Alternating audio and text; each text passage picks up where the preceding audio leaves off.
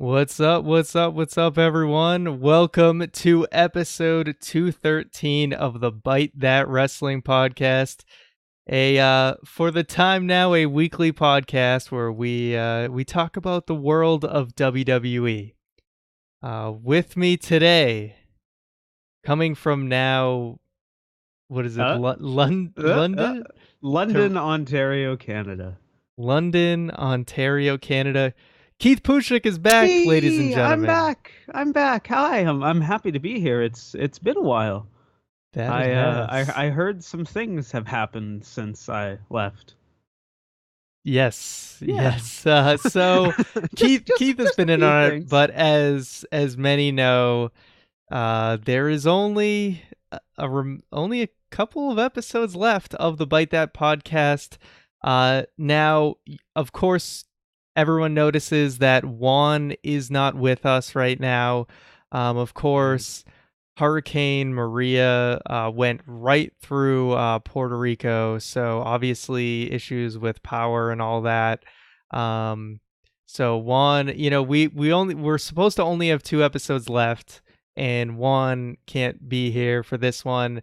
Doubtful he'll be able to make it to the next one. Yeah, things seem scary Yes. there. But I do have good news. While I was on my way home from work, I got a phone call, and on the caller ID said Puerto Rico. So I was like, I should probably answer this. So Juan was able to, through landline of a family member, give me a call to let me know and to let everyone else know that, him and his family are safe. There was minimal damage to his house. All the trees and power lines around him are down. So it's going to be a long time before he has electricity. But, most importantly, him he's and his ticking, loved... Yes. and that's the important part. Yeah, him and his loved ones are safe. So I'm very happy to hear that. So Yay. as I said, the plan is 2 episodes left, and that's what we are going to do. But that means the last episode we don't have Juan, and Keith and I agree that's just not right. Doesn't feel right. Yeah. So in the future we might do something like, at like Survivor. Have you ever watched Survivor? You know how they have like the last episode, then they have like the, hey, let's get the cast and crew together and talk about all the crazy that happened on the island. Like, we'll just have one of those. Yeah, exactly. The plan is now we'll finish out the month, and Byte That will, for the most part, be gone. But whenever Juan... By the way, yeah. I asked one thing before I left. I had one request, and it's just to keep this ship afloat.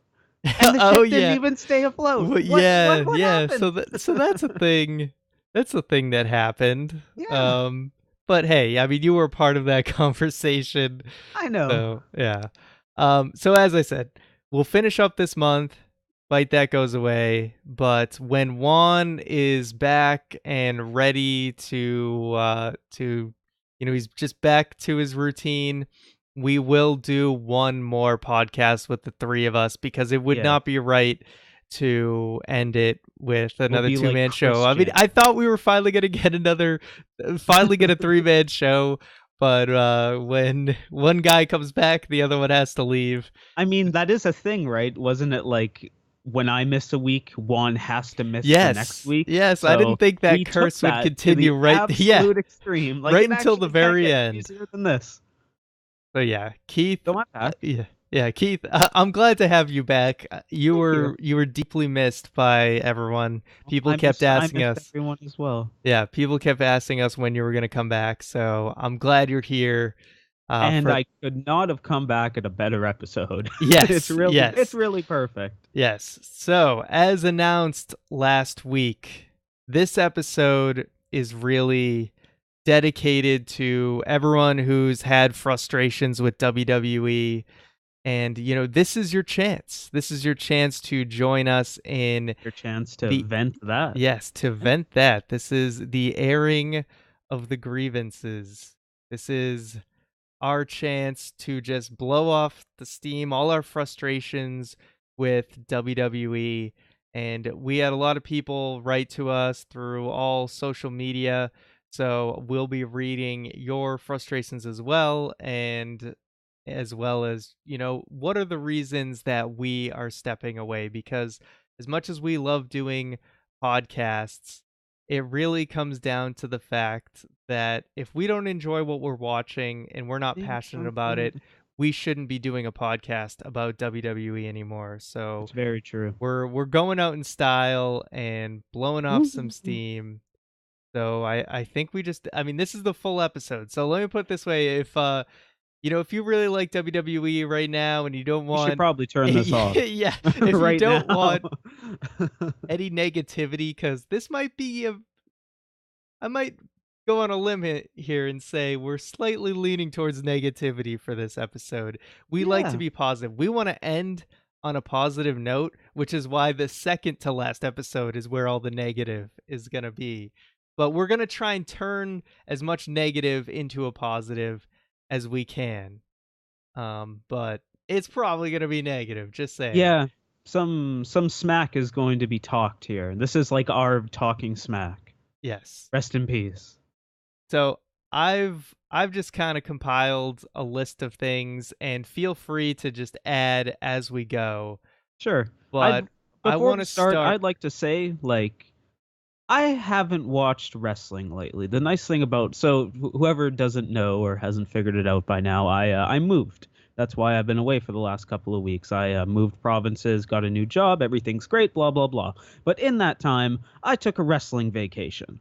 The last time I watched was SummerSlam, minus a few YouTube clips. Like I know basically all I know about the WWE right now is Vince took a hard headbutt. Roman Reigns and John Cena are cutting some interesting promos. I don't want to call them good because it's more interesting than good. And Braun Strowman is the best. And since SummerSlam, that is literally all I know about the WWE. And it's kind of great. I won't lie to you. It's kind of amazing. Just taking that step away from the weekly TV, I'm sure is refreshing, and I think that's what we need for the So most if I part. get something wrong about like current product, please correct me because We're I think I'm a we're gonna little keep it rusty. mostly like on a high level, like concept basis, not necessarily what's going on week to week, because the the week to week of this storyline, that storyline, I don't think that really reaches the root of the problems, and I think that's what we're going for That's this legit. week. So I want to start with probably one of the more popular arguments of against wrestling and what can kind of turn people away, and that's sort of this concept of the guy. The fact that it feels like at a lot of times the company is always built around one person, and they put so much into that one person that you either get burnt out because there's too much focus on them or what have you. You don't feel like anyone else is on their level, so it doesn't really feel like there's like big stakes on the line when Keith of course knows about stakes. um Yeah. you don't feel like, oh, this guy has no Big chance, meaty. this guy has a chance to beat him, oh, Roman Reigns isn't going to lose this match or whatever. So more, not necessarily against Roman Reigns specifically, because you could look at John Cena before him. I mean, most people really like John Cena right now, and I think a huge part of that, not just because of, maybe he's gotten better in the ring, or the promos are more, the promos are better or whatever, is just that John Cena has really stepped out of that role and can just be John Cena and doesn't have to be that guy that's on the forefront that's always winning matches all the time. That And just definitely doesn't plays, care yeah, that anymore. exactly, the no F's given attitude, and just not being the constant focus of the company, I think is a major reason. So anything you want to shed light on, like, do you do you Yeah, like or dislike the company being with built around one guy and what they could do better? with things like this, like I always try to look at the reason why. Like why is it built that way? And in my mind, this is where wrestling really shows its hand about basically being the traveling circus. Every poster for a circus needs the top headliner. They need somebody at the top of that poster.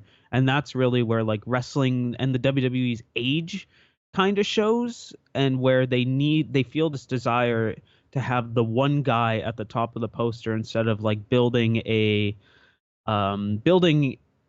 large group of great people. It's almost kind of contradictory to what like wrestlers say about wrestling, in the way that to use one of my favorite quotes that I use often, Stan Hansen from the Hall of Fame mentions you're only good as the guy you're across the ring from. Now, if you're putting all of that into one guy, well, then it's just going to be like everybody's being fed to this one guy. The person across the ring is not getting better by this logic that they've built this company around. And I think a lot of it actually has to do as well of the quality of the guy and how they build him. And this isn't a knock against Roman Reigns directly, but I think if you look at the guys of the past, your Hulk Hogan's, your Steve Austin's, even your John Cena's, even though John Cena did have his rut, the way that they're building him isn't as strong as those people, and the character just doesn't feel as natural and as much C as those people as the past. Roman Reigns just doesn't feel like the guy, and it's the most artificial of the examples, and I think the company for a whole hurts from it, because there goes all of the must-see TV, and it turns more into the, oh, I guess we're tuning in to see this again this week. That's how I feel about it. Yeah, I'm gonna pause for a second and just thank Cool X Gaming, aka Sushin, for donating $2, saying I'm gonna miss you guys. No, Appreciate the I'm gonna miss you I too. almost said super chat, sir. Um, yeah, I see what you're saying, and I do feel like they are taking steps to kind of rectify this, building around one particular guy. I mean, the fact that you got a guy like Braun Strowman on the rise does show that they're kind of realizing that they can't just build around one guy, and because it really does hurt them. And I think they hurt during those John Cena years for a long time because of it, because there really felt like Absolutely. They didn't hurt at the time, but there was a few years afterwards where they really suffered, because now the entire we make jokes about the mid card from that generation just being wiped off the face of the earth, but it's true, because the only people that really got built are like Brock, Batista, Cena, and Orton. You have this entire like generation of people on the like Rob Van Dam, Jeff Hardy caliber that just doesn't exist. yeah, no, it's true. So I think I want to move on to one that definitely was popular amongst people who were participating in the hashtag vent that. We had Tony Meier, Dan Dickens, and Elmin chime in on 50-50 booking. And this can kind of draw back to the guy concept, but Elman says 50-50 booking, specifically with main event guys. They're all even, but none of them are Stone Cold The Rock level. 2003, 2004 Triple H would have destroyed these guys and made them look even dumber if it was 2004 right now. I see that point, but is that a good thing that there was somebody like so strong? Like the people that lived through the reign of terror also complained about that, right? Like that's a situation where I don't think there's actually a good answer. Yeah, I think for me, more or less, the 50-50 booking problem doesn't really, it's not necessarily for kind of the overall hierarchy of WWE, but just like when you look at it on a feud to feud standpoint, where two teams that are feuding will just have a million matches and they kind of just keep going back and forth on who wins, and then by the end of the feud you don't really feel like anyone came out Anything strongly. happened. Yeah, you Yeah. don't feel like anything changed, no one came out stronger for it, and you don't feel like it doesn't feel like progression. I mean, you can look at Bray Wyatt. For some reason he won the WWE title and it doesn't feel like he's progressed that much, Yeah, which is remember when he crazy. beat John Cena and AJ Styles in the Elimination Chamber Yeah, this year? you feel like And that now should he's mean Bray more. Wyatt again.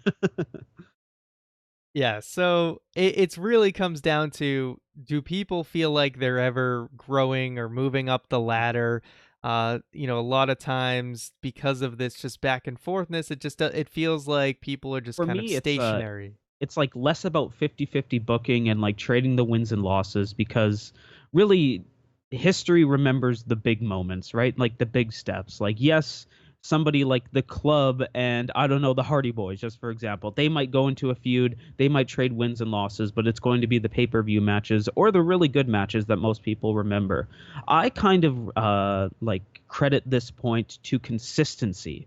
And I think consistency is where things kind of fall apart, where it's like, especially when it comes to character. Bray Wyatt is the gold star example for that, where he's just this inconsistent maniac that just kind of does whatever he wants. But characters change from month to month, and it's not always in a good way. Like, all of a sudden, somebody will be feuding with the Miz, and then all of a sudden they lose and they don't care about the fact they lost, and that's just one example. Or, hey, somebody's going with Roman, or going against Roman Reigns, they got beat, all right, on to the next guy. I feel like there should be more consequence almost in wrestling, and I guess that falls on storytelling in wrestling, and it hasn't evolved while the rest of the world has. We to go back to a video and kind of like cross promote our content while it's still around.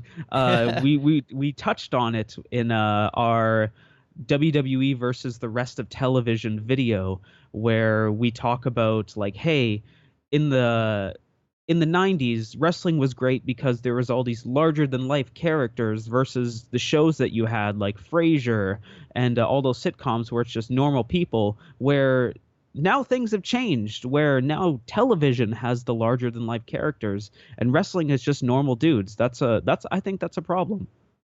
Yeah, definitely. I mean, we might as well just get into storylines and the issues with those. Yeah, storylines overall. I mean, we can say a lot of people say with WWE right now, match quality all time high, but storylines and storytelling and characters is really at a low. I mean, there is some of the best wrestling talent in the world on this WWE roster. There is no question about that. But there's no storylines that really want to make you tune in week to week. I mean, they try to do things like the Jason Jordan, Kurt Angle storyline, but it's like, what has there really been to that? It's not exactly compelling, and it's just not that interesting. As soon as Kurt Angle revealed it, it was like, okay, I guess that's where we're going. But there was nothing to really draw us in to be like, oh, what's gonna happen with their between with this relationship. It's just, oh yeah, Kurt Angle's happy about Jason Jordan as his son. There's no like conflict going on there, at least as of right now. So you're not really drawn in on a week to week basis. But And then, honestly, or go yeah, go ahead, ahead. No, sorry. go ahead. I think that comes back to, again, where the world evolved and wrestling didn't. Because if you go back on the network and watch like week to week Attitude Era, the storytelling is pretty similar. It's just the fact that everything got better and wrestling didn't. Like, when people fondly remember the Attitude Era, they remember the big moments and forget about the fact that those big moments happened months and months apart in some cases. And the week to week storytelling is just as good or bad depending on how you look at it, really. And everything else has just gotten so good that it just doesn't hang anymore, and we look at it more critically because of it. Yeah, I really think that's an excellent point of WWE hasn't necessarily gotten worse with their storyline.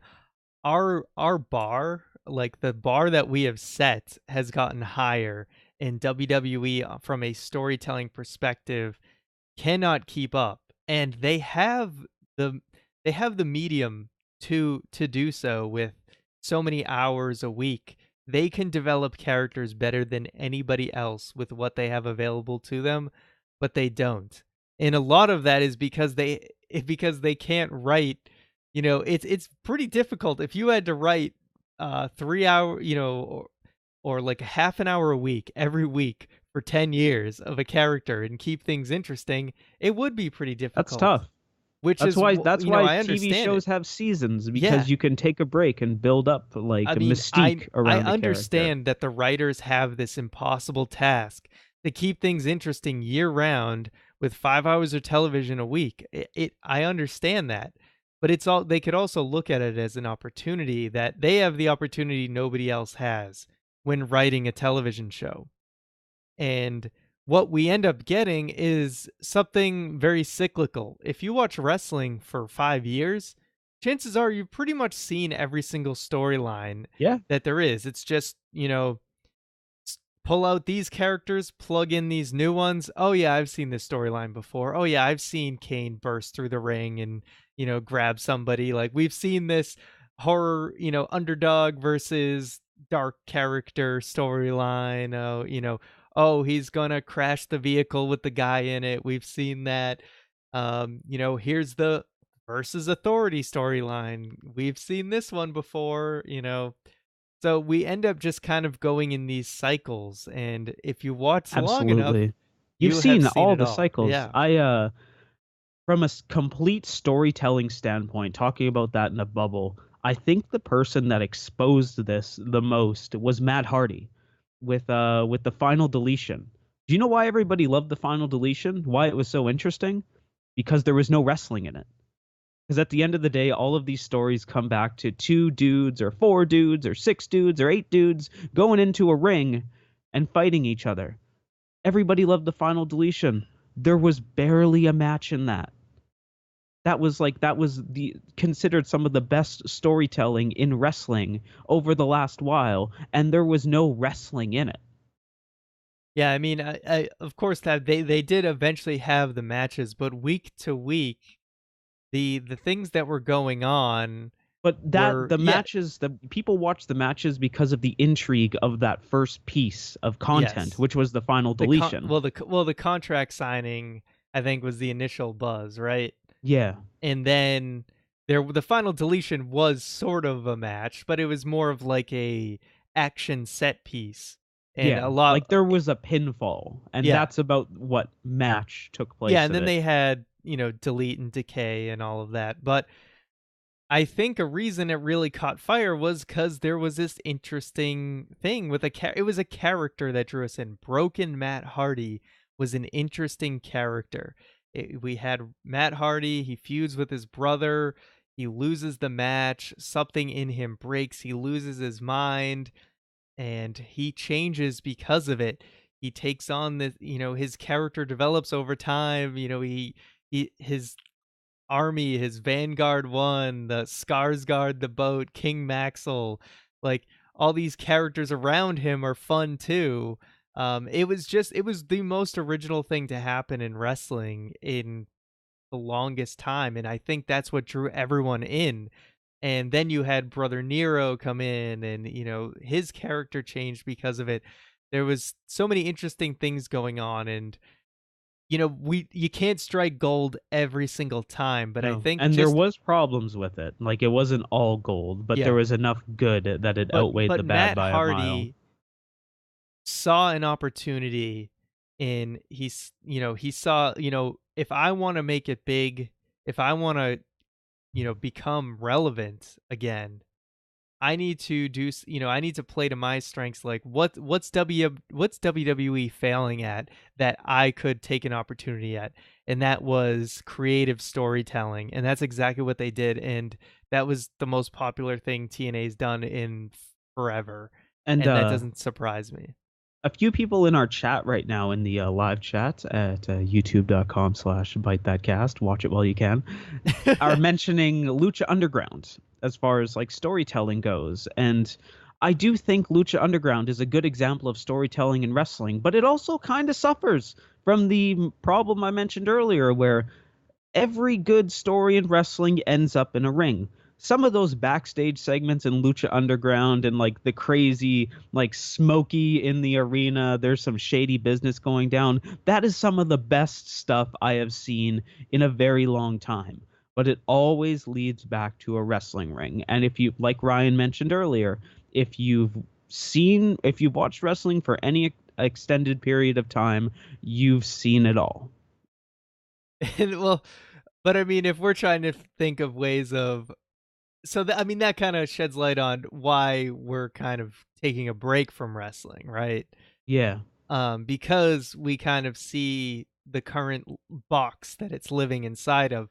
But Yes, the squared circle box. Yes, Lucha Underground, I think it is a great structure for what I think wrestling ultimately should end up as. Because I just think this impossible. I mean, I don't Agreed. expect WWE. It basically has knockoff Dragon Yeah. Balls in it, and Yes. it's my favorite thing on the planet. But Lucha Underground has it's essentially Lucha Underground is wrestling adapted to modern day TV, and Yes. that's what I appreciate about it. And WWE, I don't expect them to ever move to any type of structure like that because they just make too much money doing the way they do things. But I could take interest in something like that because they have I think a structure that is more equipped to tell better stories. Yes. All right. Next Whew. grievance. I'm feeling good. This is like therapeutic. Yes, this is part of what it was all about. Is a form of therapy, really. Commentary. Oh, Let's get into WWE commentary. Do you want to start or do you want me to start? I can start, sure. 2 words. It's bad. There's no chemistry, and it feels like a bunch of people are thrown together and yelled at to talk about hit these buzzwords. A lot of people give the commentary team shit for the buzzwords they have to hit, like it's boss time and everything like that, or the monster among men, and they deserve it. It's bad. It's forcing things down people's throat, and the WWE does that so much, whether it's a hashtag, whether it's a character, whether it's a catchphrase. They do it multiple times an episode. They don't let anything build organically, and the commentators are always the voice of that, being the voice of the show, and that's where the problem arises. And if you look back at the great commentary teams in history, like as an example, Bobby the Brain Heenan, rest in peace, and Gorilla Monsoon, there was chemistry there. Like it wasn't just about selling a match. It wasn't just about selling a product. It was, you listened to what the Brain and Gorilla had to say to each other. The same thing with JR and Jerry the King Lawler, even Jim Ross and Paul Heyman, even the WCW team for a most part, to a lesser degree. Everything felt like they were not only there to just sell you this thing and tell you why it's important. The current WWE commentators, even though like on the front end, the future end, things are getting better with Corey Graves and even Byron Saxton to a degree, not that he's like forced to be this punching bag on Raw, but when it comes to like JBL, which I guess is no longer there, Michael Cole, it's horrendous. They're basically a walking, talking marketing machine to sell nothing, to sell these terrible, terrible things. They're like a sad door-to-door salesman for your ears, and that's where the problem with commentary lies. Whether it be that they don't get enough freedom to say what they want and they're forced all to say all these things or not, it's tough to say, but if you listen to those couple of live specials and like the UK tournament, it seems like Michael Cole can do an amazing job. So maybe that's where the problem lies. But in the current WWE week-to-week product, the commentary team they're supposed to be the voice of the product. It's a voice that you want to hit mute on, and it doesn't do anything for the show. Yeah, I mean, Corey Graves, I think, is definitely a huge highlight for the commentary team. I do think Corey Graves is fantastic, and he is about the only one that I find a pleasure to listen to. But my main gripe with the commentary is just that I feel like everything about the commentary is that I'm being told what I'm supposed to think, and it's insulting to my intelligence. I think a great commentary team can make things feel exciting and really connect. They're not there. A commentary team shouldn't be there to tell you what's happening. They should be there to amplify it. They shouldn't be like the centerpiece. They should be a complementary piece to what's going on, and they can connect some of the dots that maybe aren't connected in storylines and paint a little bit of a brighter picture of the characters. But what instead happens is a lot of times the commentary is sitting there and just beating you over the head of what you're It's supposed to boss time. what you're supposed to think about this person, right? Where the thing is there's a disconnect between what the commentary is telling me and what I'm actually watching. When the commentary is Yes. going off about how crazy Dean Ambrose is, well, guess what? All these He's segments doing I'm a he's watching, doing a freaking headlock or a yeah, rebound clothesline. He's nuts. Ooh, yeah. look out. What I'm seeing on my TV and what the commentators are telling me are not the same thing. So I'm not buying in. I'm not buying in a lot of times to what they're telling me. It's very obvious that they're just these buzzwords that they want to catch on so that they can market something. They're giving every wrestler a little side nickname. Why? Not because they earned it, but because they want to sell a t-shirt. Exactly. So yeah, that is in a nutshell what bothers me about commentary is you can tell the lines that are just being fed to them. It doesn't sound like them, and you know because of all of this script that they have to stick to, I feel like a lot of times that bond, that chemistry between everyone doesn't get to develop as much as maybe it should. During my breakup with wrestling, if I never hear the words big dog again, I will be happy. Or it's boss time, which I should never hear day to day, so I feel pretty good about that one. Big dog less so, but Mhm. if like an employee or like a manager ever comes into like the office and it's like it's boss time, then maybe this is it for me, Ryan. Maybe it's it for me. All right.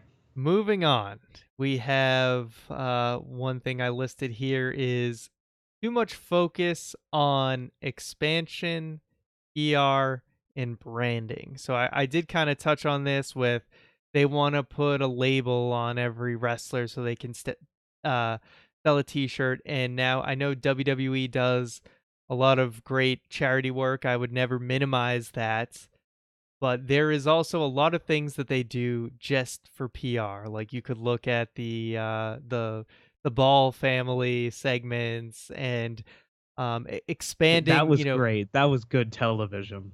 where it's like I get that WWE is becoming this global entity, right? But it seems like instead of trying to make a star like the next Stone Cold Steve Austin that was almost single-handedly responsible for keeping the company afloat. You can throw The Rock in there too, and the Attitude Era.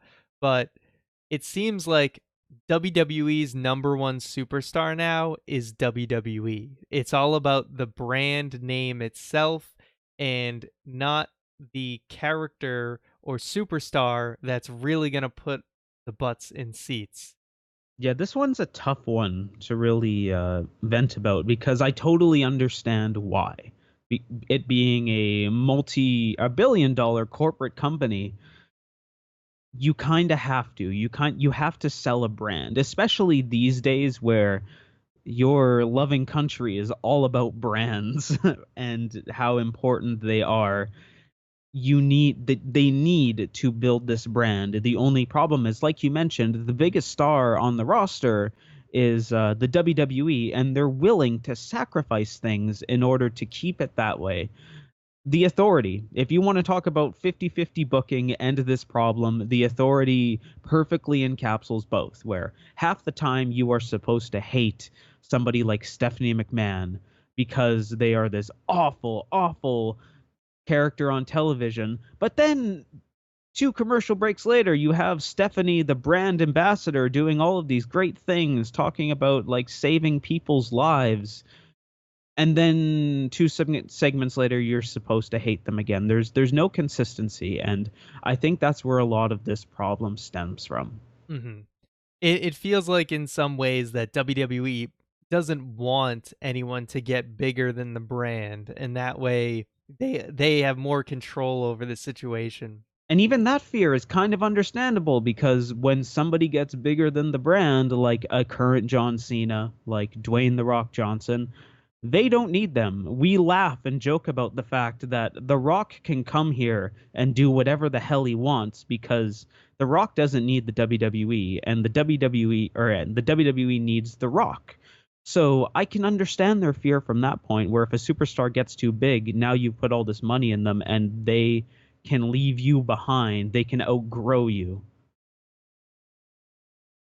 Yeah, exactly. Yeah. So we're jumping all over the place. I'm gonna move on to WWE pay-per-views. So we got a lot of things to hit on this, whether it's the big four, a lot of them being too long. We have pay-per-views just feeling very samey. They don't kind of have the atmosphere that they used to have. We have just the sheer number of pay-per-views, given how many there are now with the brand split. So feel free to start anywhere you want. Remember when we did our commentary on Bad Blood and realized that Yes. things weren't actually better back then? Yeah. It was very eye-opening to me where even like back in the original brand split there was those 2 pay-per-views a month, but this is another tough one for me because once again I understand why. They have a network now. The network changed it. They need to fill content for the network. And if they are creating more pay-per-views, quote unquote, even though even calling it a pay-per-view is weird these days, it should be more of like a special event when it eventually goes off a pay-per-view. They have to create those for the network, but because there's so many, it comes back to the storytelling where you can't tell a good story because you're changing it every 3 weeks. Everybody's going into a new feud for every pay-per-view, it seems like, and everything just changed. You don't have any time to let things ferment. If the storytelling was better, I bet you we wouldn't feel this pay-per-view fatigue as much because wrestling, especially in those looked upon great eras, shows that you can build to a great match. It doesn't matter how long it takes. It can be 2 weeks, it can be 4 weeks. A good match is a good match. But if you're just like spinning your wheels and not really letting anything ferment, then that's where the problem lies, at least in my eyes. Yeah, I mean my gripes with pay-per-views kind of come from a different side. Pay-per-views, I love the network. I think it's a great design. I'm not too much into the older content. Once I've kind of seen it, I rarely want to go back and watch something and maybe a couple highlights, but never usually go back to watch like a full show of anything. Um, with pay-per-views, I think the network is great, but at the same time, they just don't feel special anymore. And maybe some of that has to do with the fact that it's so easy to watch them, where it was a big deal when you spent money to get a pay-per-view, several years Yeah. ago. Like I mentioned, it wasn't better in the first brand split. The only difference is you had to pay like $60 a Yes. pay-per-view No, then. I'm not That's complaining about the crazy. price, but it did But that I when you think that does watched a kind of pay-per-view. I think that does kind of go to your point though, because if you are somebody sitting there ordering every pay-per-view, you're a crazy person. Like that is a lot of money a month to invest into what the product was at the time. So maybe you're only going to catch every second one, every third one, every fourth one. Maybe you liked Raw better than SmackDown, so you avoid the SmackDown ones. It does create a little bit of mystique that way, and I do think you're onto something with the accessibility of content versus the model. Yeah. And that's the thing, is because it's super easy now to watch every single pay-per-view, they don't feel as special, especially because they happen so often. Now, you know what, if you want to do 2 pay-per-views a month, I understand that. I think it's a little too much, especially when it starts to be every other week. If you had 2 pay-per-views a month, one's at the beginning of the month, one's at the end of the month, I think that's a fair thing to do. I don't think that that's that bad. I understand scheduling wise with venues and stuff, that does create a lot of challenges, but the fact is you take the frequency of the pay-per-views on top of the fact that most of the time now, pay-per-views just feel like an extended Raw or SmackDown, partly due to the fact that they don't do the sets anymore, which gave a really cool atmosphere. It made it feel special, made it feel like you were watching something different. Yeah. I think just when pay-per-views feel the same, that only increases the fatigue because you feel like you're just watching another episode of It Raw really or does. Like whatever. it's just kind of another cog in the machine. Hey, they changed the LED screen to say No Mercy instead of SmackDown. Yeah. Or Raw, And or yeah, and whatever the it's hell just No Mercy is this year. so it's just the frequency, the sameness feel. It really kind of takes away the excitement. I mean, I used to really look forward to a lot of these pay-per-views, and just this samey feeling has taken a lot away from that. And then the Agreed. ones that they do try and do something different, like the themed pay-per-views, it really just books them into a corner where you end up feeling like a lot of these Yeah. matches are Tell me forced. about Hell in a Cell, Ryan. Yeah. Tell me how you feel. I mean, I've said this a million times already, but just to touch on it, Hell in a Cell's it's something that should be saved for a feud that deserves it. And I think they're making a decent case for having the Kevin Owens Shane McMahon Hell in a Cell, but if that pay-per-view did not exist, it would still be way, way too early to do the Hell in a Cell for a Kevin Owens Shane McMahon feud. It's a good feud, but it's still way too early to go Hell in a Yeah, Cell that level. match could easily be a street fight. Yeah, but because October's coming up, that's Needs to what we're beat the getting. Cell. Yeah, exactly. So we How talked how we about how we doing? pay-per-views. How we doing? Let's yeah, we're doing good. Yeah, let's take a moment. So yeah, we told you it was going to be a negative episode. So this is us just getting our frustrations that we've had. Yeah. Next Like, week is going to be positive, I promise. We don't hate wrestling. These are just yeah. things that have been This is building up this for is a our while. venting process. These are things that we've thought about and touched on over the last years, just getting it out, just letting it go. It's like, have you in Boston, are there the concepts of like damage rooms? I don't remember the name of it exactly, where it's like a room you can go into and just break things. Like they have like old couches and old glass, and you just go in there and you smash I think they things had that for a as half an like a hour. museum, like a children's museum exhibit, like Okay, like now X amount imagine of years ago. an adult version of that. Like that's kind of what this is for us, where we're just going in there, we're smashing everything, we're letting it all out. AKA a WWE like office room set where Yeah. everything is breakable. Yeah, like do you remember the old intro to Raw's War where it's like Steve Austin walking through the explosions in that factory? This Yeah. podcast is that factory for us. So WWE television. The Raws, Here we go. SmackDowns, NXT and 205 Live if you want to get into them. Where do you want to Yep. start? So, like we were kind of mentioning, not everything is bad in the WWE right now. Like there are good things. Like I mentioned earlier, Braun Strowman. Braun Strowman is one of the best things to happen in years. I hope nothing but the best for his career. John Cena and Roman Reigns is interesting. The Shane McMahon Kevin Owens thing has potential to be interesting. There are good things that happen on WWE television weekly.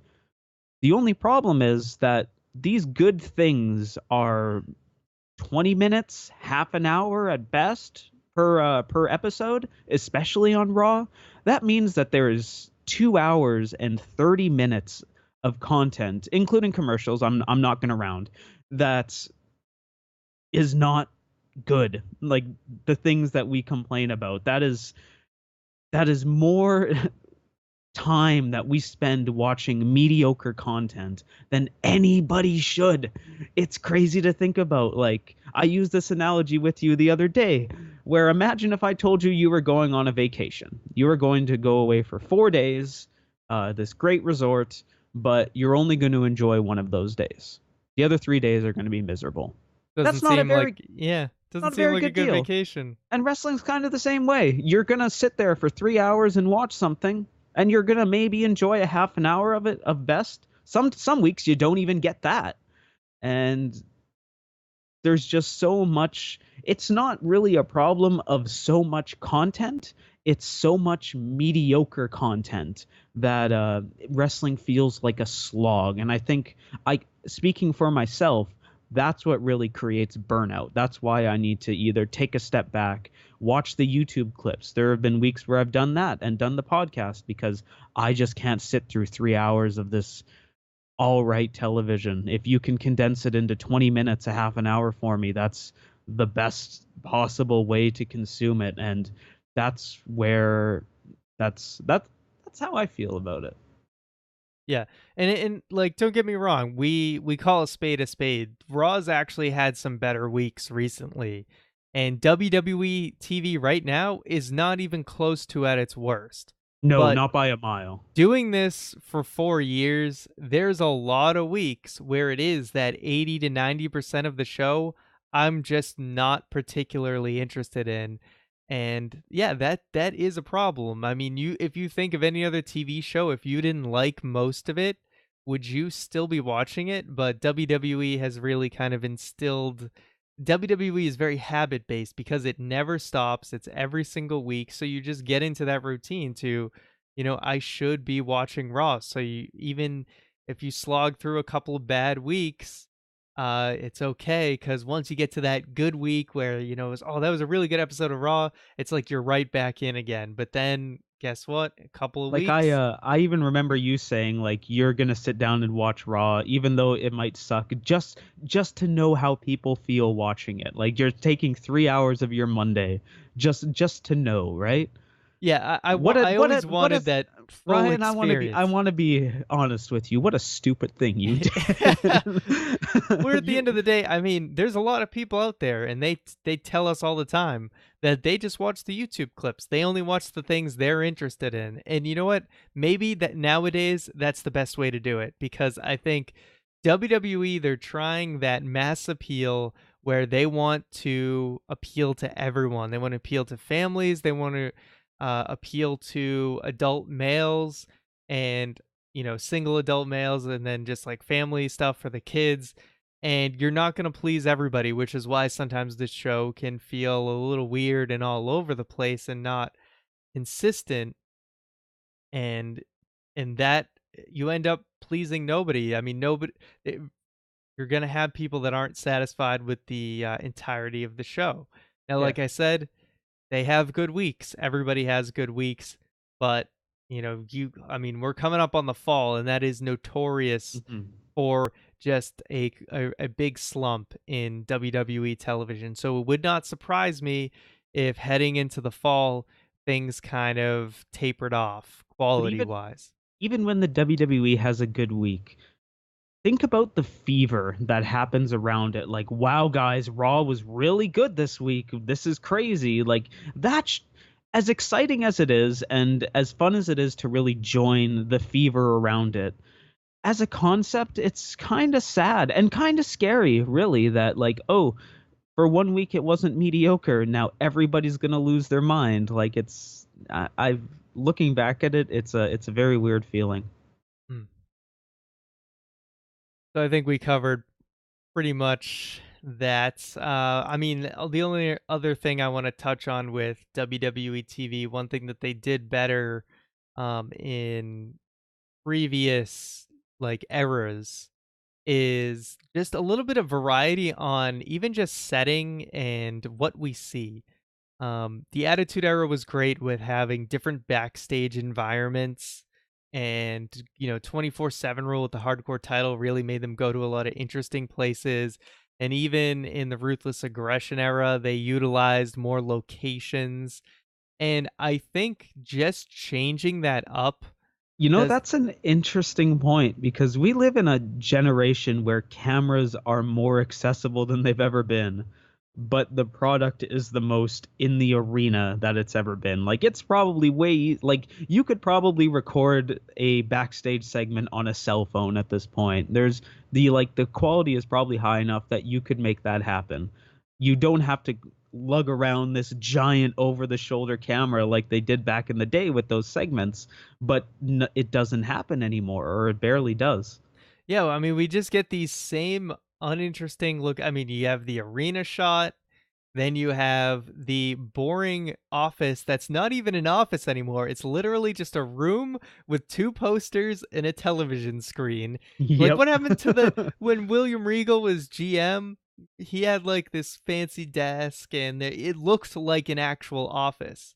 And then we just have the interview stage, interview area, and then just random backstage areas that just have like crates Sometimes they'll and be in stuff. front of a locker.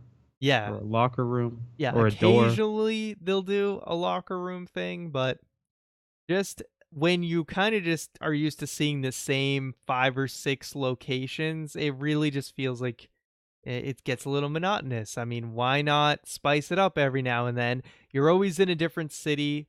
Sometimes they take advantage of that. I mean, even them just when they had like 3MB in that bar in Tennessee or whatever. Like, why Yeah. don't they do that more often? Or when they had Sheamus and Cesaro in the bar fight.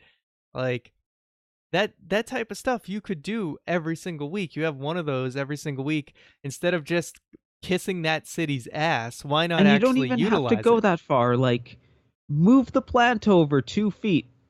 It's really like Yeah, it so doesn't have to maybe be the the same office looking looks thing. different some weeks or Yeah, something like that. But I mean, this boring, just, standing in a room with 2 posters and a TV. What kind of office is that? Nobody has an office like that. If you do true. have an office like that, tweet Let us us at know. ByteThatCast. I will happily apologize Yes, if that is your we office. just insulted that guy's office. Oh no. Kind of going on this train of WWE TV is the matches where a lot of matches just feel like filler, that they don't really have any meaning. Is there anything you want to expand on that? I think we covered a lot of that in the 50-50 booking part where it's I don't think that the filler matches are a problem. You have to fill 3 hours of television.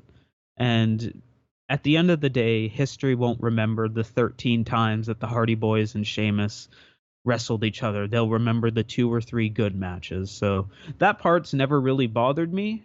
And yeah, it's okay. Like, I mean, at the end of the day, even back in the good eras, there was filler matches. The only difference was that it was like a tag team match was ended up being 2 one-on-one matches, or the 2 people that would fight at the pay-per-view, somebody would like face a henchman or like an associate instead of just facing the guy. All those matches were still filler matches. It's existed forever. Yeah, and filler matches certainly have their place. I'm not going to argue that.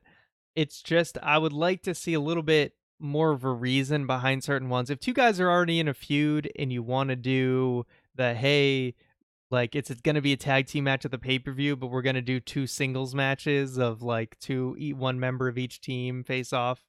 I get that. Totally fine with me.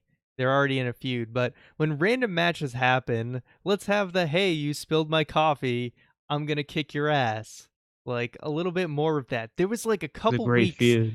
There was like a couple weeks like I think at the start of the brand split where like Raw was like amazing at Oh that yeah, that for was like on 2 Fuego. weeks. And I was like, who's writing this? Did somebody else write this episode of Raw? Like it was one of the best episodes of Raw I'd ever seen. And if they had like if they could handle that on like a week to week basis, show would be fantastic.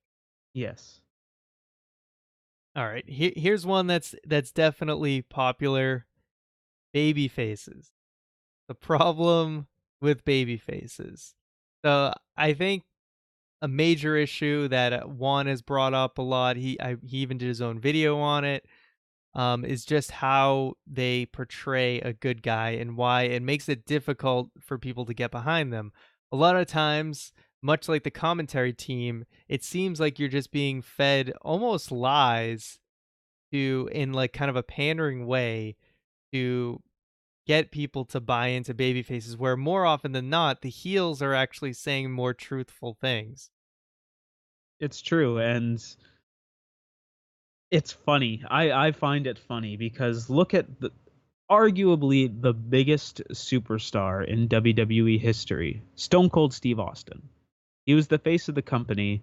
He was the top babyface. He did not act like said top babyface. He wasn't the good, clean guy that always wins and tries his best and says his prayers and eats his vitamins.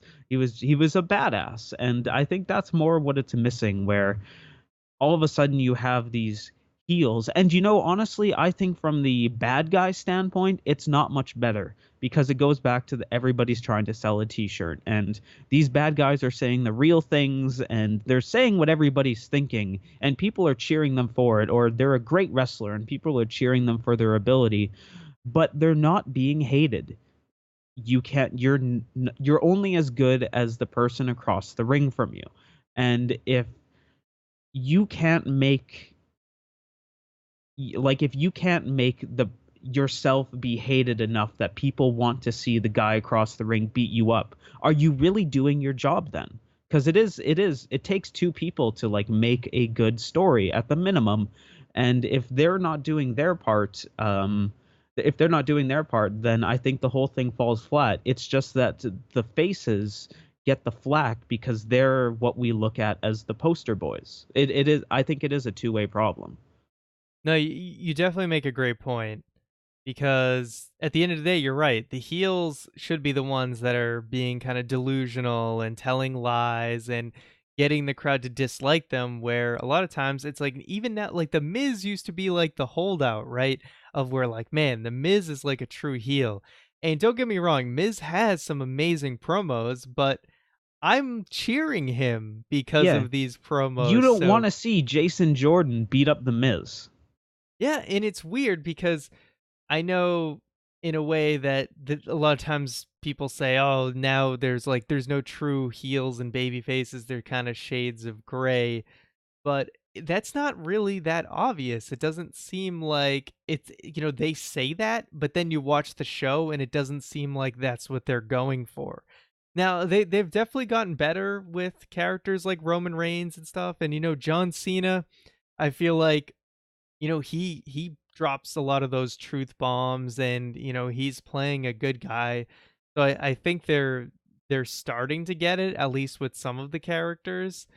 But other times it's like, I think with baby faces, we all know that cookie cutter formula, and there's some that understandably belong in that formula, but too many times we see someone turn babyface and they fall into that formula instead of being the good guy version of who they are just the generic good guy.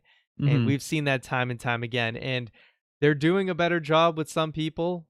Like Roman Reigns, I think is really starting to find his stride. I mean, Absolutely. he's more of a tweener at this point, but I think Roman Reigns is, he's up against a big challenge. John Cena's been challenging him on promos, and I'm not exactly saying that he's winning, but he's stepping his game up, and He's that's for hanging. sure. And I And mean, look back to a few years ago, leading into his feud with Brock Lesnar at WrestleMania. Remember when they were trying so hard that they changed Roman Reigns' like eye color, that they made him look yeah, or give him contact so he could be like the blue-eyed babyface? Like it's much better than that. It's improved. You can't deny that. It might not be where you want it to be, but it has improved and it's for the better. I think things will work out at the end of the day in that respect. But at the same time, that's also because he's moving into that middle ground. Like you said, he's less Hulk Hogan and more Stone Cold Steve Austin now. all right. So now I want to get into more of the bike club's concerns, and we can just comment on them as we go. So Elmin Kurtovic, his last name always trips me up for some reason. He gave us a nice little laundry list, so I figure we can go through his and make comments. He All did right. bring up. He says, "I never thought the Shield was that good. Ambrose is kind of boring. Rollins is whiny, and Roman is Roman. To me, he is more entertaining than Ambrose." As far as the Shield goes, I think they all are very talented. So I'll have to disagree with you there. Yes. Ambrose and Rollins, I think, are getting a decent fresh start with the tag team going on, and Roman is Has that hitting his been stride. going good? I think so. I think it's something they both needed character wise, and the build up to it was one of, at least from a character standpoint, one of the best stories they've done in a while. Okay. No, but yeah, I have to disagree with this as well. I think if you look back at history and this time in history, the Shield is going to be one of the greatest things that happened to that company. All right, he says the Andre the Giant Battle Royal The armbar. yes, he it annoys him because he thinks it means nothing.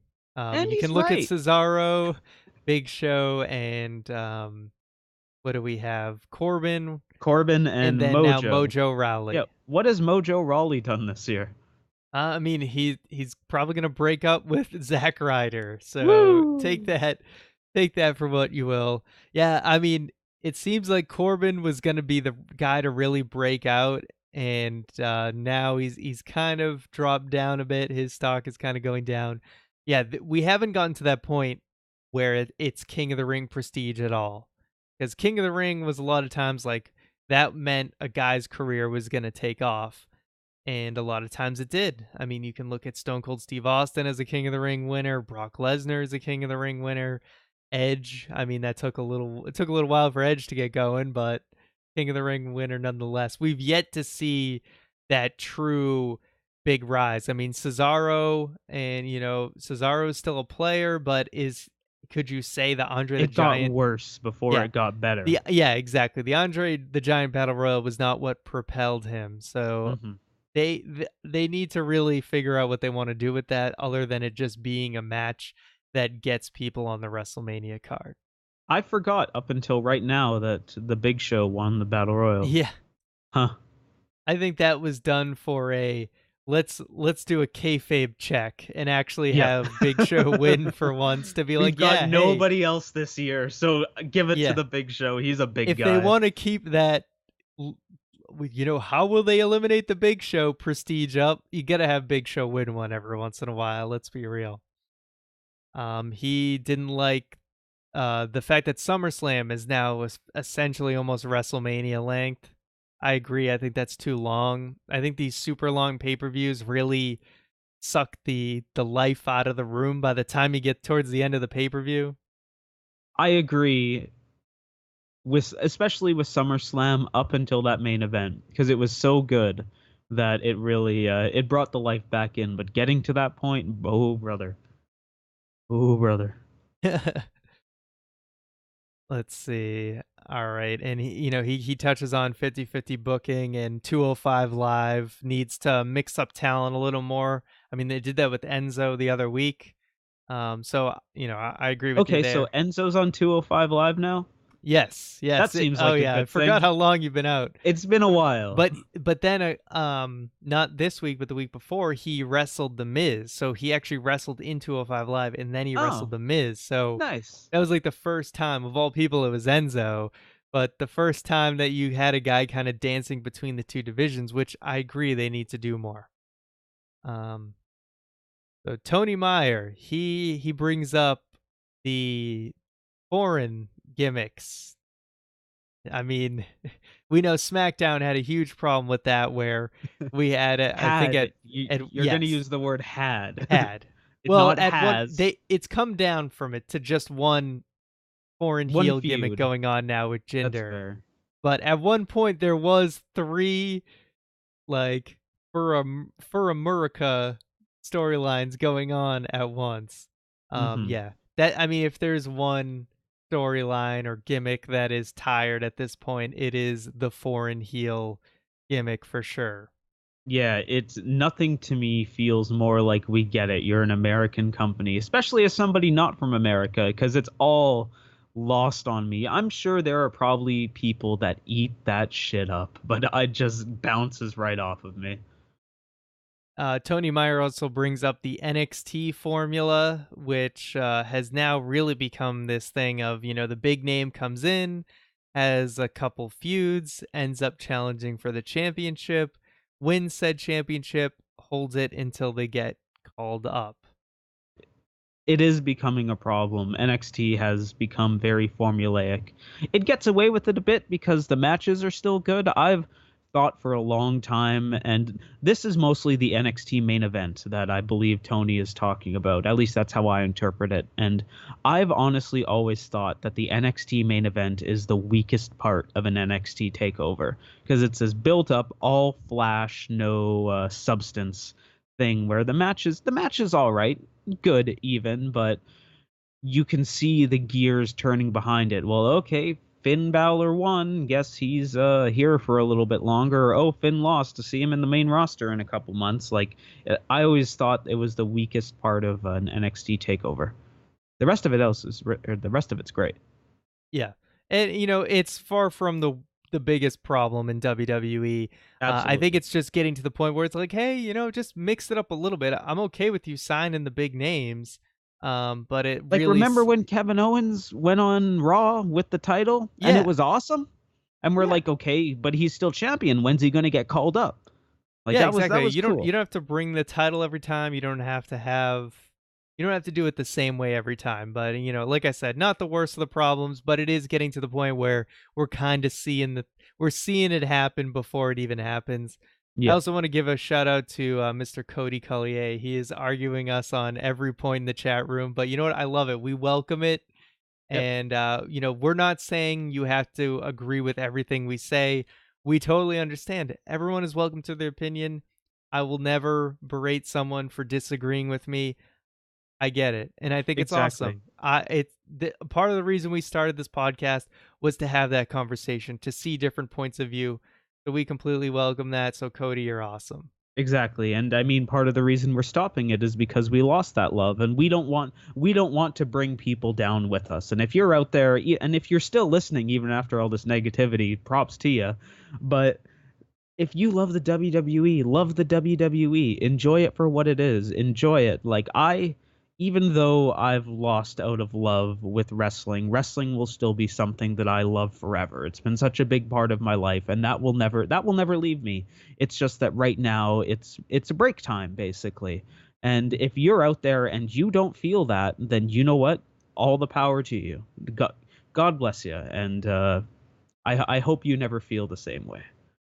Yeah, exactly. We don't want to bring you down, but we're just saying if you're already on your way down, come on down. Yeah, exactly. Join the fire, baby.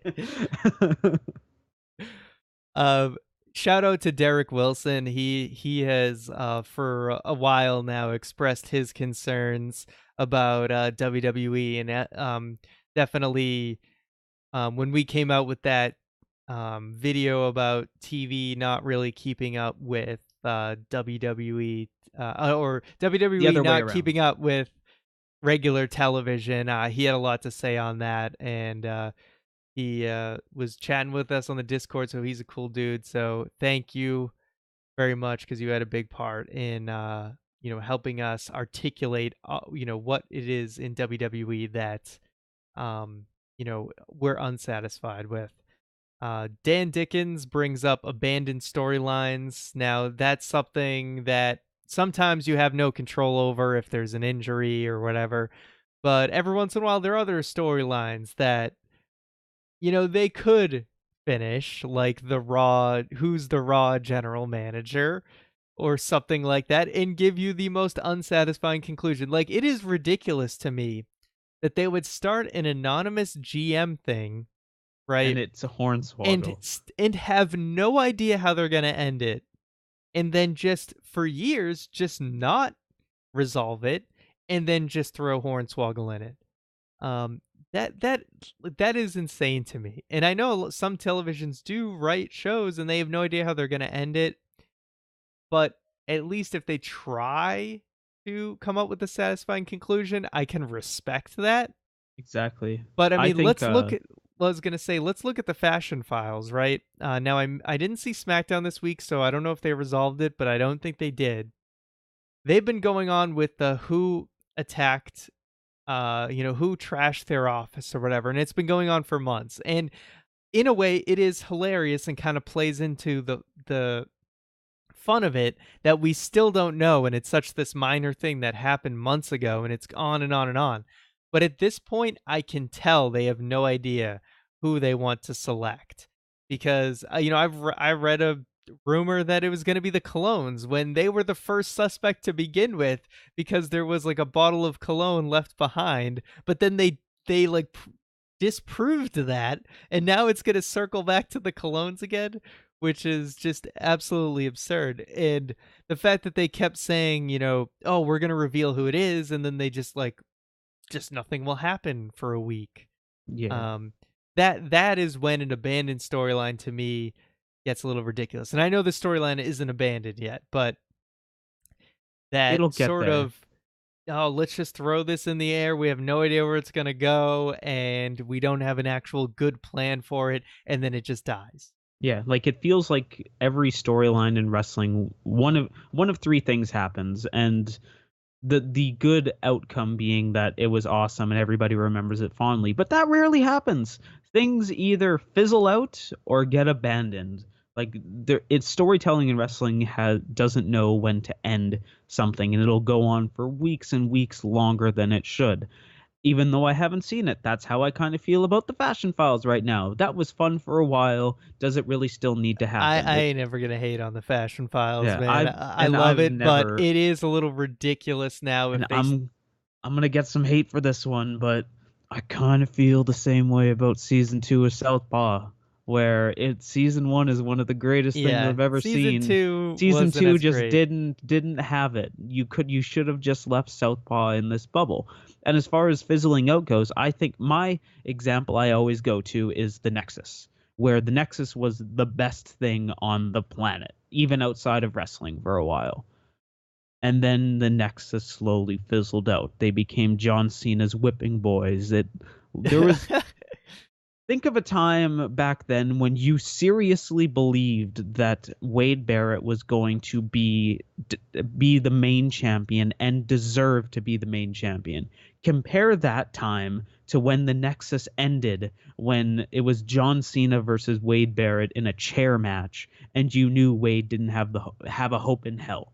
That thing fizzled out so bad, and nobody looked good at the end of it. Not even John Cena, really. And they should have just, even if they were going to end the Nexus, let it go before it did. Let it go while there was something salvageable, but they just needed to bleed it dry. And then we got that awful chair match. And nobody's career took off from the Nexus. Let's see. Dan Diggins also brings up hot potato titles. Now, that has its place. If they switch the Absolutely. titles back and forth, that 100% has its place at the right times. The Sasha Banks Charlotte situation, I'm totally with you on that because you know what, even if you wanted to do the hot potato thing, when it fell into a direct formula of Sasha wins on Raw, Charlotte wins on pay-per-view, and we're really just That's where the problem we're lies. artificially inflating the women's championship count. Like the fact that Sasha Banks is what, like a 4 or 5 time women's champion at this point, Is and has insane. never once defended it successfully, is It's absurd. ridiculous. It's Like, so what ridiculous. kind of babyface champion are you if you've never successfully defended the title? So, No like, kidding. Sasha Banks was like a victim of hot potato titling, Mm-hmm. seriously.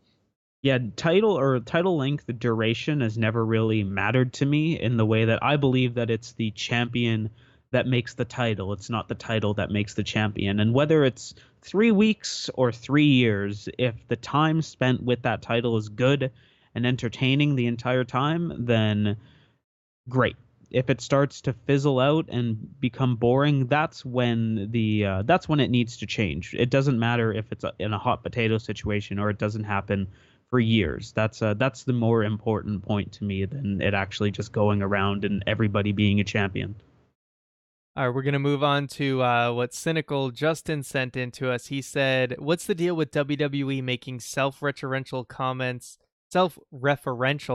about itself and then not doing anything about it? Essentially, when they recognize their own issues but choose not to do anything." I kind of have a theory on that. Is one, um, you know, they realize the like complaints about like the internet wrestling world, and they disagree and don't care and are just kind of mocking the, you know, like Triple H did that a couple times of kind of like mocking internet fan plights and stuff, like especially during the Daniel Bryan feud. um, and then another thing could be that some of the writers are just, it's getting through the cracks, you know, and making its Yeah. way onto TV.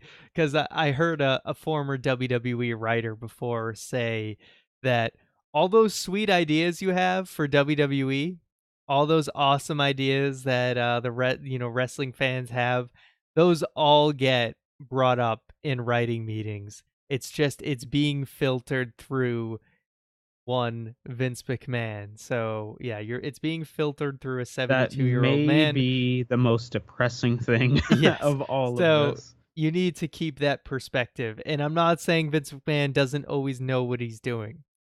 The man is clearly a genius, but Yeah. he's not right But 100% of the honestly, time. Nobody is. it's one of those things a year, like an extended version of the Too Much Television project or problem, where he has a stroke of brilliance like 4, 5, 6 times a year, but for every 6 strokes of brilliance, there's 600 that don't feel that way, if that makes sense. Quite a statistic. Yeah. That's Don't quote me on hashtag. that one. Quote him. All right. Liam Vincent. He says oh my god, Liam Vincent, you just reminded me I forgot to thank our patrons. I better go up and do that. It's a little late, an hour into the show, but Better late than seriously, never. our patrons, these are our final patrons. So huge thank you to True Prince of Pro, Paul Lobban, Joe Windingland, Elmin Kurtovic, who we brought up earlier, Overcooked Bacon, and Amir Warwar. Guys, without Thank you. Juan, this is the first time I'm running the live podcast, so forgive me, seriously.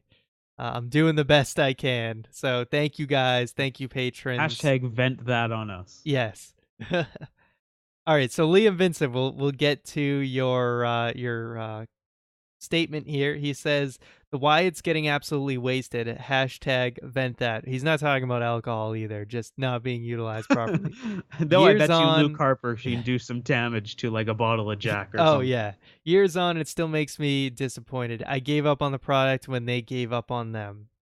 Yeah, I mean, hell, we could do a whole episode of this just on Bray Wyatt. And I think if you clipped everything together that we've said about Bray Wyatt, it probably is a full episode. It's so disappointing how bad they fumbled the character of Bray Wyatt over the years, where you hear these rumors like, oh yeah, Vince thinks that he has his next Undertaker already, so it doesn't matter that he wins or loses or whatever. But all of these losses for Bray Wyatt and all of these mediocre feuds, meaningless feuds, are just garbage. And it's just, how can you care about the man anymore? And really, the best thing he had was the Wyatt family.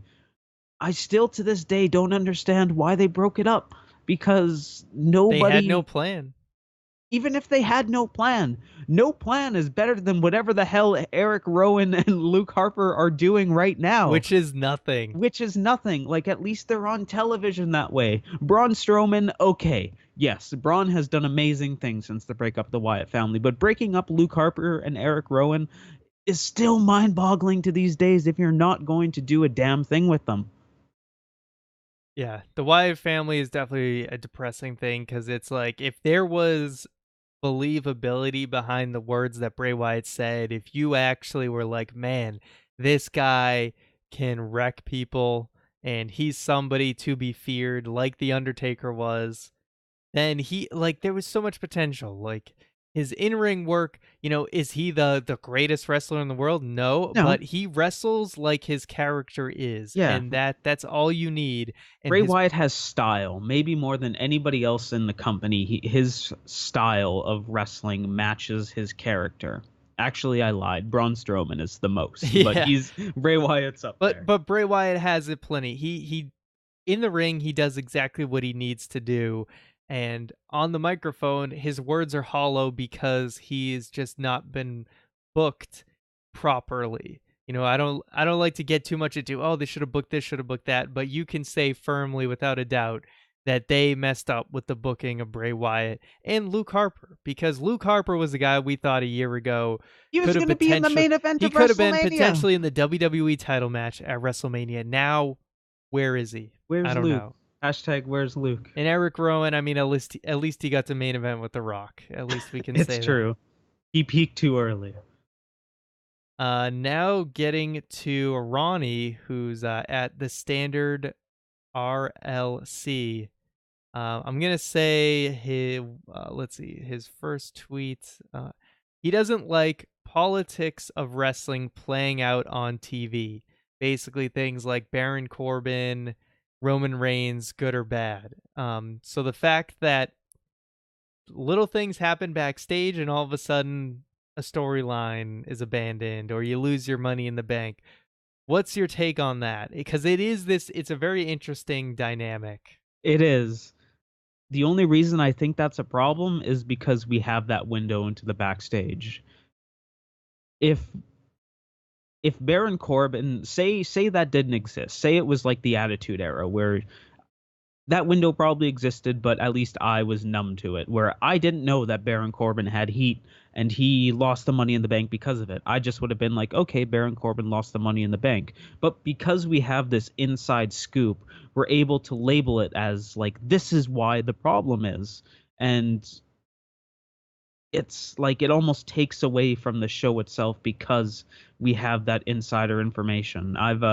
Yeah, but I could rant yeah, for days about social media and wrestling, or like how, hey, Roman Reigns is or whatchamacallit, like actually Roman Reigns is a bad example. I was about to go to the drug policy thing, but he actually got everything that he deserved from that. But like Baron Corbin, he says something bad on social media, he loses because of it. People attribute it to social media. We should just like be able to take that at face value as a character, but because there's this inside look, we it's almost contradictory to what wrestling is trying to build. Well, let me kind of take a different approach. And Ronnie, both I'm going to bring up both of your tweets because I think they're both excellent. Um, but I think there's, with the whole politics playing out on TV, in a way, I'm looking at it like, okay, Baron Corbin said some stuff at some like, I forget, there was some like concussion meeting or something like that. And Baron Corbin like was shouting out things and being rude or something, and he got a lot of heat because of it. And some people attribute that to why he's losing his push. At least that's the story I read. Right. Yeah. So I understand like Roman Reigns gets suspended. If you lose your push, I understand that. That makes sense, right? That if you behave poorly, then that should negatively affect how you're portrayed. Like if someone gets suspended in football, they don't get to play games, so your team gets worse. Yeah. Um, if Roman Reigns gets suspended, well, I guess in relation, it would be, oh well, the show gets worse because Roman Reigns doesn't get to be on it. The show suffers because a team player messed up, right? Yeah. And I get that. WWE really doesn't have a choice. You can't exactly reward someone for screwing up and behaving poorly or against company conduct. But I think there is a threshold because you can look at Tyler Breeze in a situation where legitimately someone tells him he can go home early and he does, and someone else who didn't know that sees that, and then all of a sudden he loses his push because of Yeah, that's not petty right. petty bullshit like that. If you get suspended or you try to wrestle with the boss like Titus O'Neil or whatever, like if you do something dumb like that, I You get it. probably deserve it. Yes, but like it's the petty little backstage things that aren't a big deal, but because you pissed off some middle management guy, and then he went up to the boss and talked shit about you, and then you lose your push because of petty drama bullshit. That's when it's really dumb, and that's when the show suffers for it. I think there should be a threshold. If you get suspended, go against company conduct, something like that, you deserve to lose your push. But like let's stop being like we're in middle school, you know what I mean? Yeah, I agree. So the other thing Ronnie brings up is just a great point that kind of just sums up, today's episode. He says, "Today people binge watch well-planned stories, and WWE still makes popcorn TV at the whims of Vince. Yeah. #vent that." I don't really have anything to add that I Yes, haven't said already. I'll let that But it's stand on its true. own. Um, we had Clinton Wright saying, "I'm almost there with you guys. Barely watch pay-per-views, and Raw and SmackDown. If it's Kevin Owens or AJ Styles, look forward to your next gig." Well, Thank thank you, you. Clinton. We appreciate that. We're sorry you're burnt out on the show, but we definitely We agree. sympathize with you. Yeah. TJ Kinder says Face gets quick heat, heel takes control, stronghold match, Face makes massive comeback, finish sequence, music, hashtag vent that. Yeah.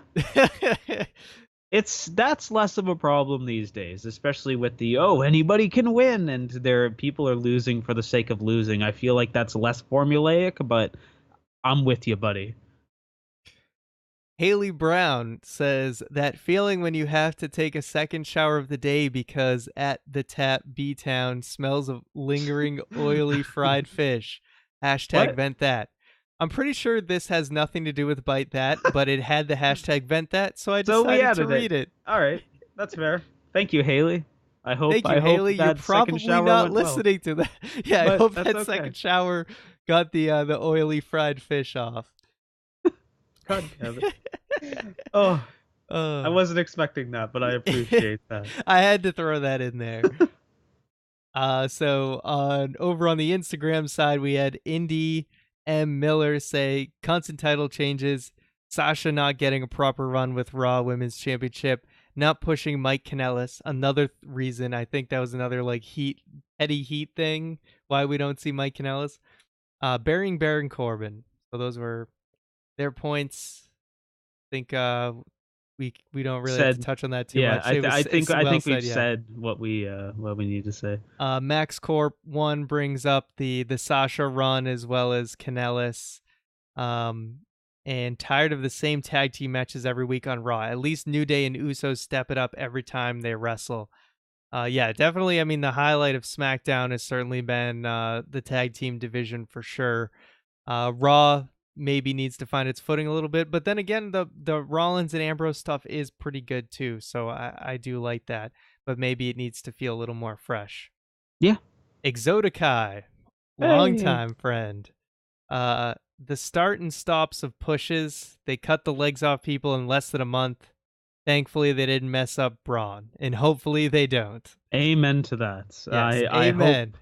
Braun Strowman becomes the best thing of this generation. Yeah, it's always sad when they give up on someone too early. I mean, like a guy like Bo Dallas, who I felt like was really he was hitting it every time they gave him a microphone, and his push like several years ago just stopped for no reason. When I mean, the work he did on NXT, I know he could have had a good run. Fantastic. If NXT Bo hit the main roster, I still believe to this day it would have been incredible. But they cut his legs out.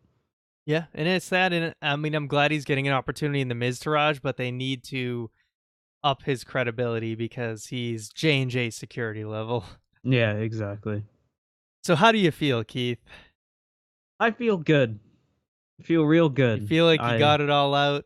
It's like 100 pounds of weight lifted off my shoulders. Vent that was very, very, very therapeutic. It's now I feel weird just because we've just spent all this time talking negative. Like I feel the need to say some positive because it's once again it's not all bad, but for all the good there is, I still feel like these are things that need to be addressed, and I really do hope we see a world where things do get better eventually. It might not be overnight, it might not be years from now, but I hope wrestling gets better and becomes the entertainment that I love. I love so much. I love the concept of wrestling, and I will forever, and I hope it gets there again one day.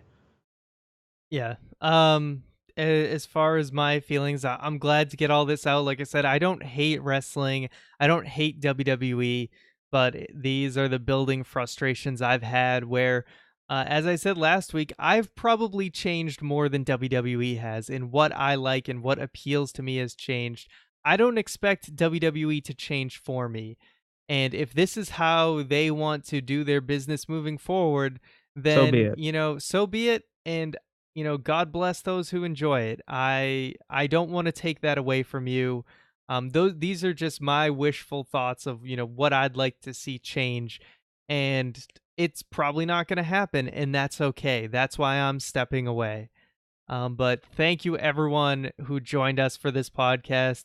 Thank you for sticking through the negativity, whether you agree with us or not. I don't expect you to agree with us on everything. I never do. And having that conversation is always what made this podcast what it was. So shout out to you, Cody. I know you vehemently disagree with us on everything, and that's totally cool. We love it. We love the conversation that we were able to have. It's a nice thing about opinions. Yeah. Everybody's entitled to one. So to let you guys know what's going on, the BT weekly update thing is like kind of a thing, but kind of not a thing now. So I'll be doing a No Mercy review. No Mercy is going to be the last pay-per-view I watched for quite some time, so I am going to watch it this Sunday, give my review. I am actually interested to see what happens between Lesnar and Braun Strowman. That's absolutely a match worth watching that I'm intrigued to see. And Roman Reigns versus John Cena has had a great build-up, so I am looking forward to seeing that as well. So you can look for a review up on the channel. I'll try to do it live. No promises, but I'll keep you posted on Twitter. And yeah, then next week will be the final episode for the time being. Like I said, we'll do that makeup episode. Regularly scheduled episode of Byte. It is for the most part the final episode until Juan comes back, and we'll do one more so that we can have the three of us. But next week is going to be positive. It's going to be us looking back, reflecting on 4 years of Byte That. And a lifetime of wrestling. Yeah, just talking about our experience through the entire podcast. So if you're looking for weekly WWE coverage and you don't give a shit about us anymore, I wouldn't listen next week. But otherwise, hey, come say goodbye, because it's going to be the last podcast for probably a while, and then there'll just be one final one after that in God knows how long. So that'll be it. So look for my review up on the YouTube channel. It will also be on Byte That Plus. So look for it Sunday night, pretty late. And until then, we get the review, and then we'll see you for the final episode. So thank you guys for listening, and we'll see you next week. Bye-bye.